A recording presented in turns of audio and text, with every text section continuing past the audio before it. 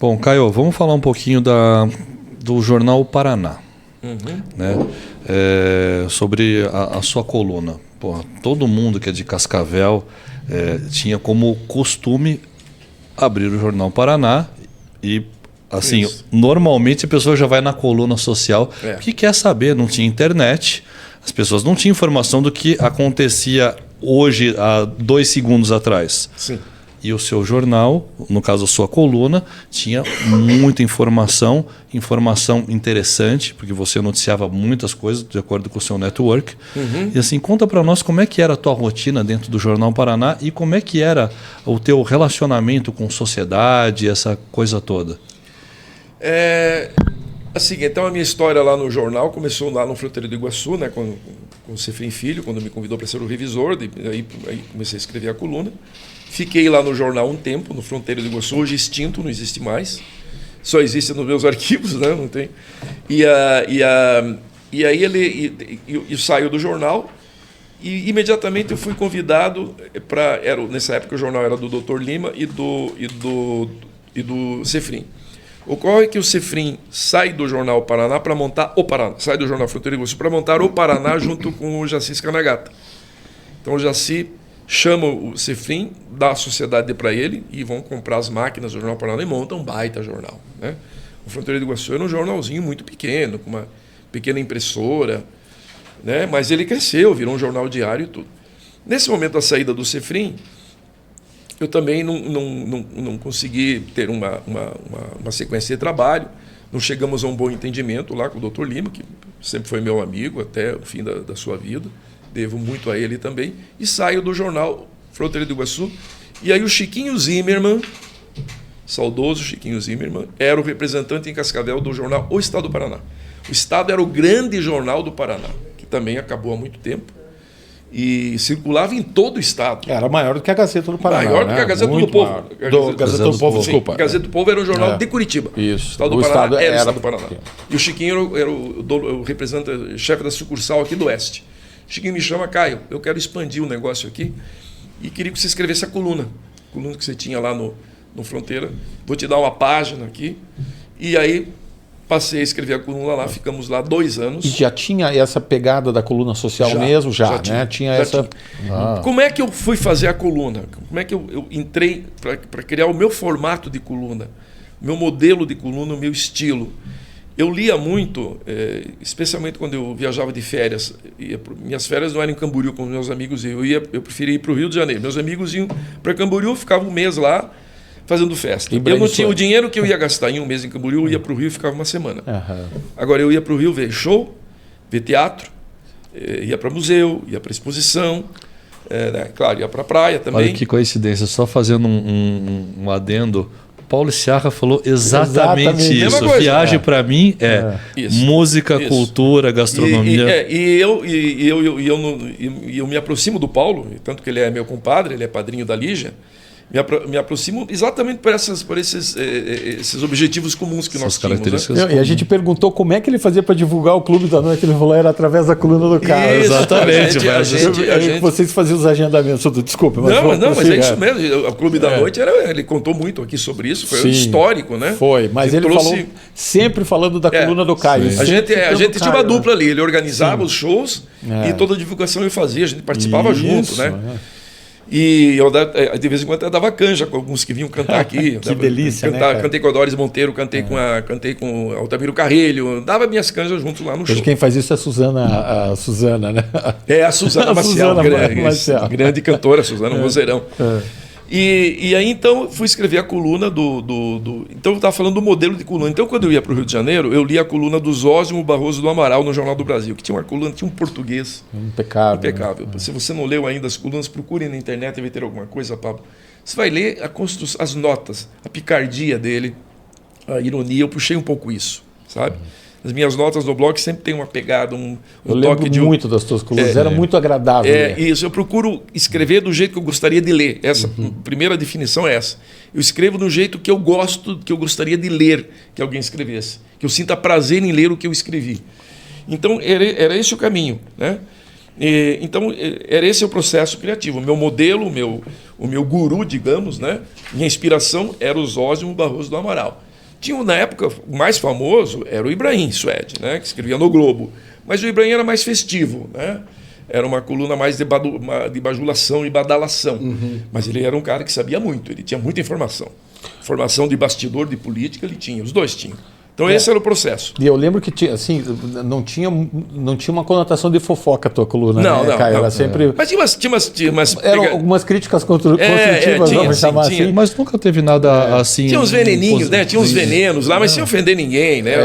Exatamente. Porque a coluna social, teve gente que fez... Muita gente fez mau uso da coluna social e não é isso que eu lembro, né?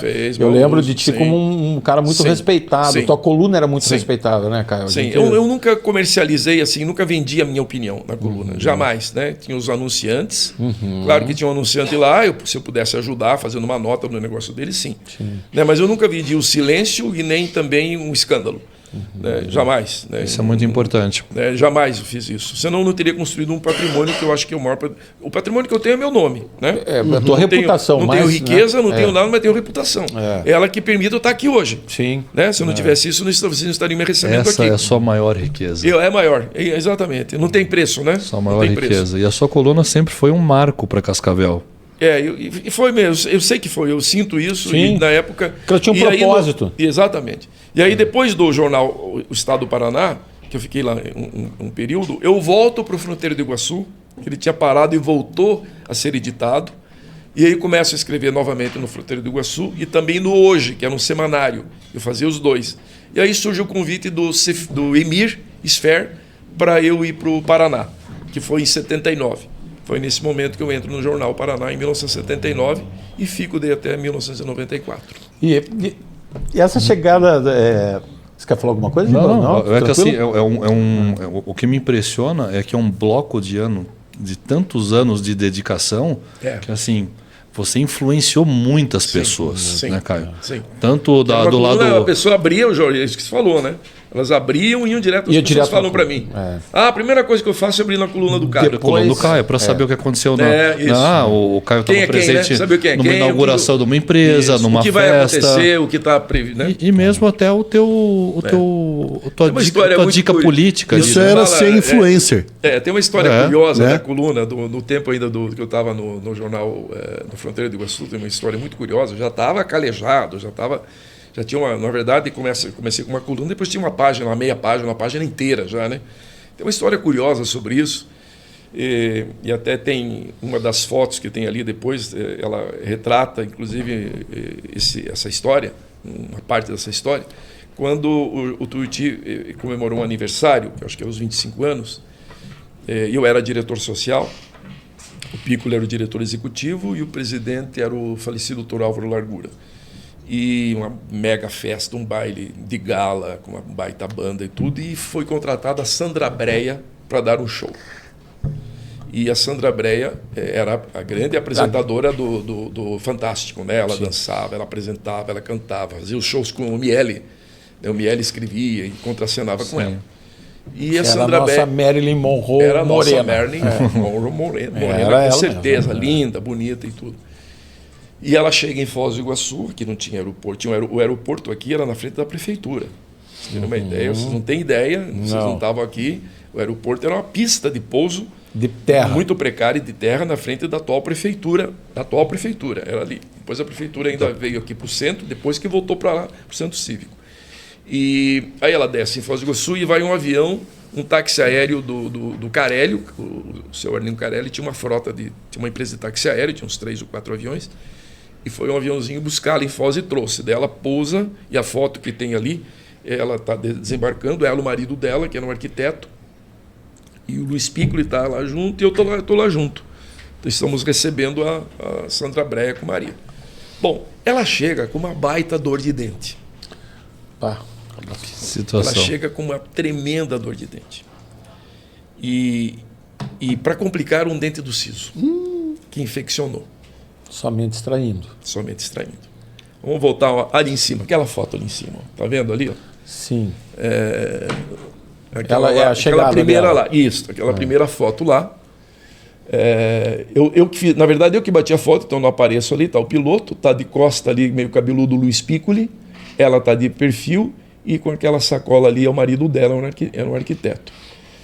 Bom, ela chega e vai para o hotel. E naquela época o hotel da cidade era o Hotel Joia, ali na esquina da Paraná. Então ela se hospeda ali e vai piorando o problema do dente. Aquilo que é para dar errado vai dar com elevado ao quadrado. Dá né? com força. Nada é tão ruim que não possa piorar. Né? Sim. E ela, resumindo, chamam o Dr. Bruno Sichon, que era um dentista muito conhecido aqui na época, mora em Curitiba hoje, o Bruno. O Bruno foi consultá-la e falou, tem que arrancar o dente, está infeccionado, não tem outro jeito. E vocês sabem, né? Arrancou um dente, ela já estava inclusive com febre. Repouso, né? Não tem jeito. Então foi tirado o dente dela. E até pouco tempo atrás, alguns anos atrás, eu tinha guardado até o dente, era uma relíquia. Depois eu não me lembro para quem que eu dei. Bom, para resumir a conversa, o Tuiuti lotado, esperando o show da Sandra Brea naquela noite. E aí teve um misto de sorte e de azar. O azar foi isso. Né? Tivemos que subir no palco, o presidente do clube, com um laudo médico do Dr. Bruno e também de mais um médico da cidade, dizendo o que tinha acontecido. O atestado médico. Dá má notícia para a turma. Dá má notícia. Todo mundo lá. E olha, aconteceu isso. Ela não pode se apresentar. Está aqui o laudo médico. Né? Recebemos ela hoje. Está muito triste, muito pesarosa, tudo. Mas, infelizmente, tem que fazer. Tá? Foi sedada e acabou a festa. Mas temos um baile, temos uma comemoração e toca o baile. Bom, por que eu falei para nossa sorte? Não iria acontecer o show porque ela não foi. Nós achamos que tínhamos contratado ela para o show. Mas o contrato dela era para uma aparição VIP. Ela só ia aparecer. Mas as pessoas estavam esperando o show. Houve um erro nesse contrato. Se fosse para fazer um show, ela tinha que ter ensaiado, tinha que ter trazido a banda dela. E nós não tínhamos nada disso preparado. Então nos poupamos de ter uma baita de uma encrenca, no final das contas, em função desse acaso, desse infortúnio, dela não poder se apresentar. E era possível fazer toda essa retratação, vamos chamar assim, né? Porque não teve, porque daí não teve nem o que falar. Olha, Sandra Brea não vai poder se apresentar, que ela está doente. Só depois a sorte ou o azar, né? A sorte ou o azar, porque na conversa com ela, ela falou, não, mas eu não vou cantar hoje, porque eu não vim para fazer isso. Eu fui contratado, então esse era um outro problema que não aconteceu, era um problema que ia acontecer. Graças ao dente... Sorte de principiante. Graças ao dente dela, Deu a gente certo. foi poupado disso. Muito mais fácil aí vem a questão jornalística da história. Como é que cobre? Não, teve um outro problema.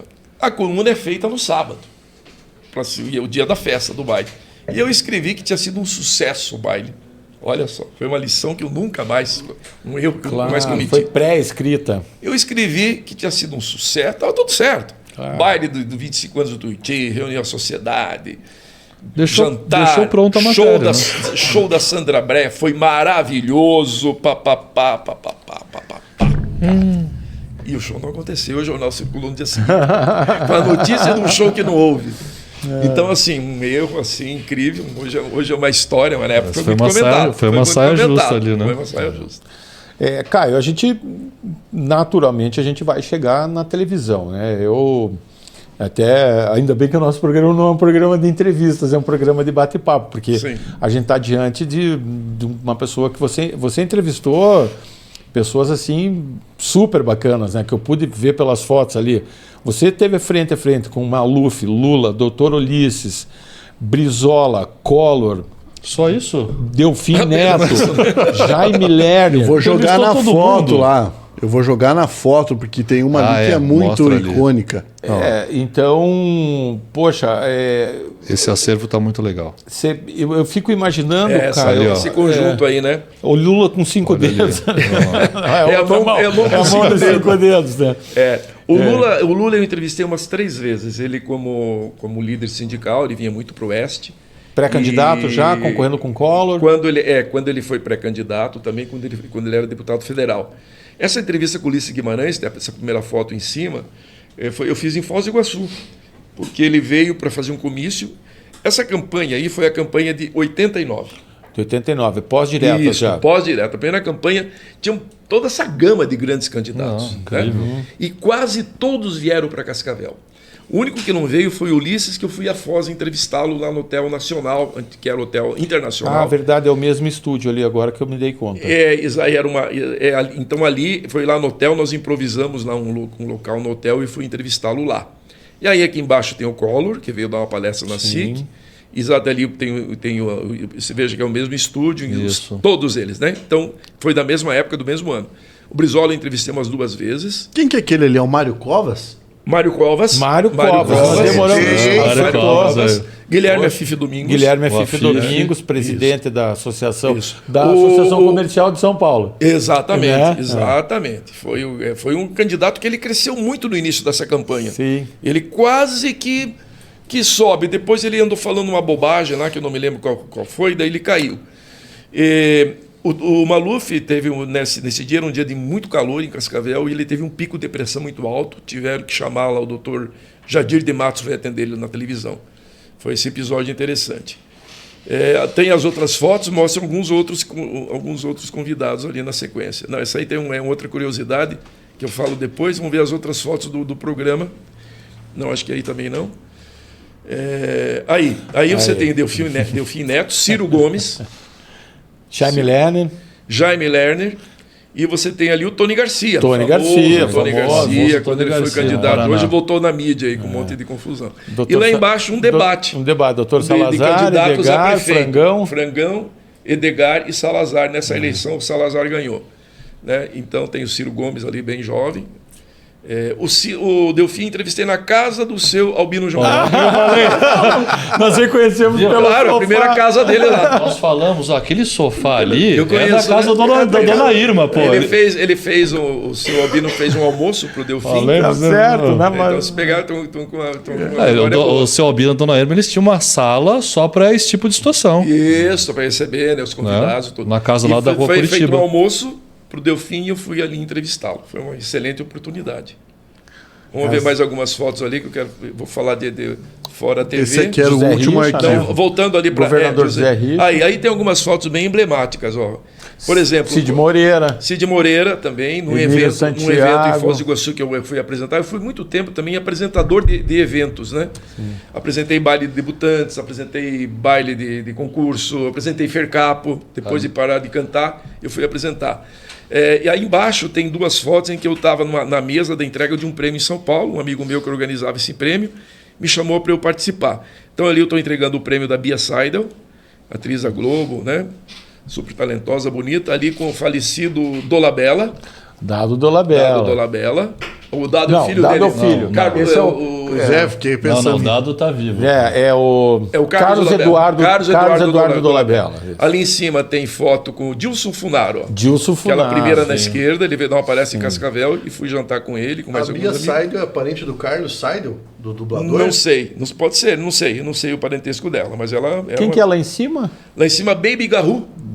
Baby Garru foi uma atriz da Bandeirantes, apresentadora também, jornalista. Ela veio apresentar um Fercapo, eu e ela apresentamos, em dupla. Sim.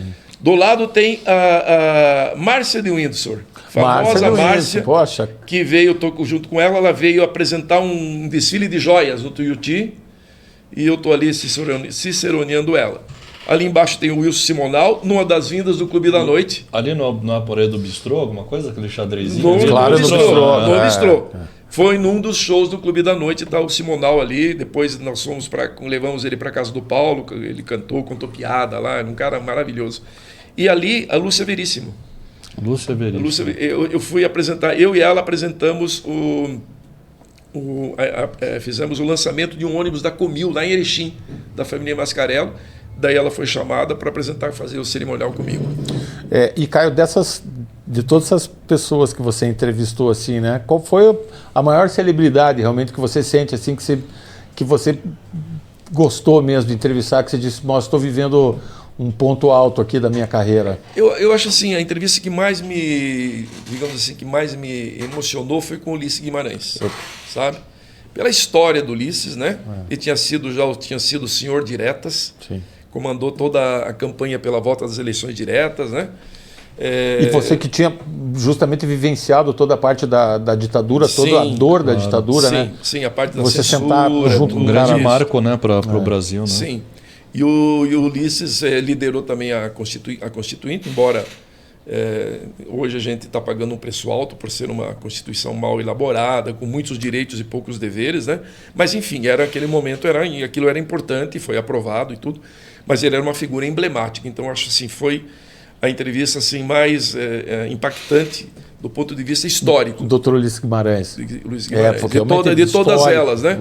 É claro que hoje você vendo o Lula presidente, entrevistei ele, né? Mas não teve um impacto para mim que teve o Ulisses. Ele não era um totem como era o Ulisses. Naquele momento não era. E a parte sentimental também da tua briga política, né? Você veio lá da censura. Isso, né? Exatamente. Não que a censura também me afetasse diretamente, né?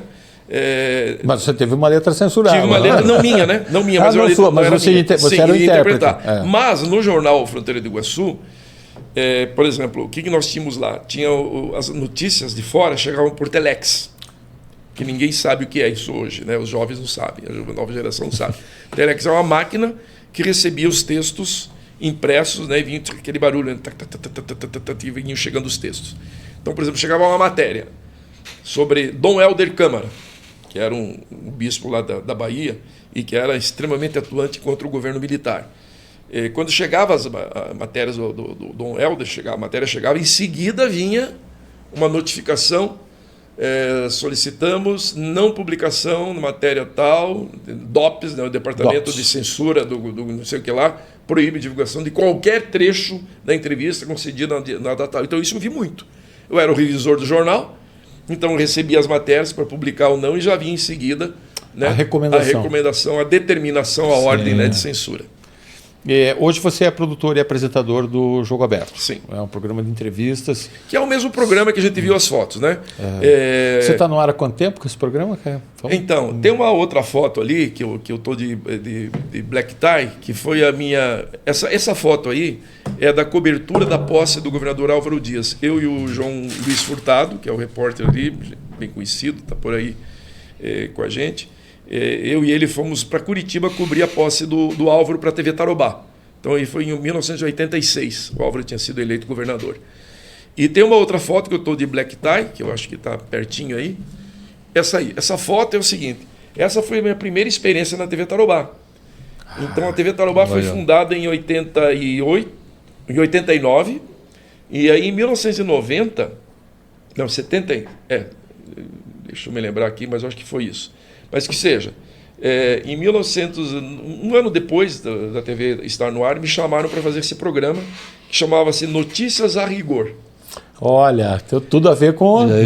Era um programa ao vivo. A gente, olha o tamanho da câmera. Sim. A gente não tinha, nessa época, não tinha videotape. Então não dava para gravar nada, era tudo feito... O que eles gravavam era com filme. Super 8. Então algumas reportagens foram gravadas com Super 8 e eram exibidas, né? E depois ficava lá no arquivo, não dava para ser usado. Quando a TV começou a usar o videotape, era muito caro.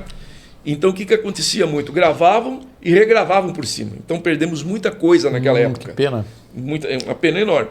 E aí, desse programa, então, não tem registro de vídeo, né? Tem apenas foto. O que era esse programa? Eu levava minhas notas da coluna do Jornal Paraná para ler no programa. Então era um programa, se não me engano, era 2 ou 3 vezes por semana. Mas assim, daí eu não aguentei, porque era quase toda noite, eu tinha que ir para lá escrevia a coluna, ir para a TV, me vestir de gravata borboleta, mas foi minha primeira experiência na TV. Daí logo em seguida, o programa foi criado, o Jogo Aberto foi criado. O primeiro apresentador foi José Alberto Dietrich, o advogado. José Alberto foi o primeiro apresentador. O primeiro apresentador foi o Linomar Bahia, que era o diretor que veio do norte do Brasil para tocar a TV, para construir a TV. Depois foi o José Alberto. E 2 ou 3 anos depois eu começo a fazer o programa, lá por 1980, por aí.